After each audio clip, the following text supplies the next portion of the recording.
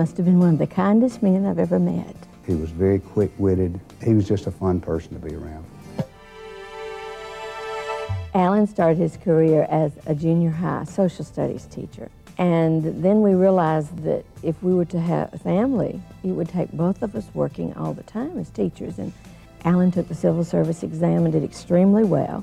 And we ended up in Montgomery, Alabama at Maxwell Air Force Base. I was a minister of music in the Methodist church system. And I met a young lady named Linda Streepy and her husband, Alan. Alan was a state employee and Linda was a school teacher, and she also was a fantastic keyboard artist. After I began my insurance business, we became very involved in doing long-term care insurance for educators. And one of our clients was the Autauga County Board of Education, where Linda and Alan were both employed. Richard and his associates went into our schools and presented the program, and as a result of that, we had about 134 people to sign up that first year. The policy that Alan and Linda bought was one that paid what was then the current cost of long-term care in Alabama. It didn't have any waiting periods, so it was first-day coverage.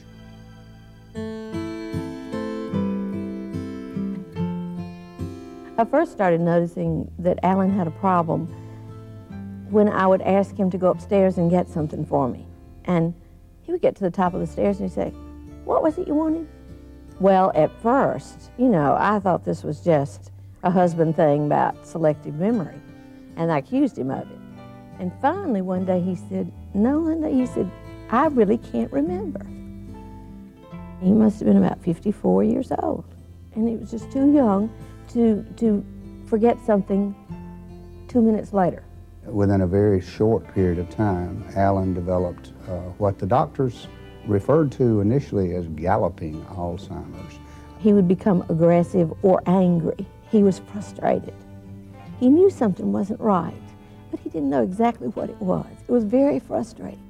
There were weeks of anger, and I would deal with that.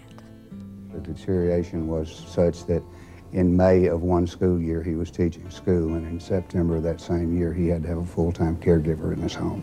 And he was placed in a nursing home. And after a fairly brief period of time, some few months, 6 or 7, he passed away.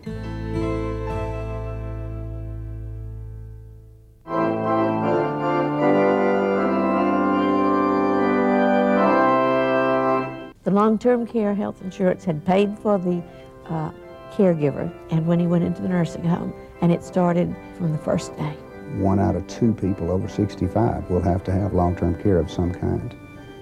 It's now 1 out of 4 under age 65 will have some type of long-term care. If they're not insured, they're going to spend their assets. If I had not had this help, I have no idea what I would have done. From the start, the financial part was taken care of. We could just focus on the emotional part. We're able to enjoy our lives now. Mama doesn't have to work. She can choose to retire, which she did. Now she works doing what she wants to do. There would have been no way that Linda could have retired early as she has, or been able to enjoy her grandchildren, had those funds not been available through the long-term care insurance policy. It's a wonderful feeling to know that we were able to help even one of our employees, but I think in the long term it will help a lot of people. You have to prepare for these kind of things. You know, you can save your money for a rainy day or whatever, but if you don't put some aside now, it's not going to be there when you need it, and to me this is like money in the bank.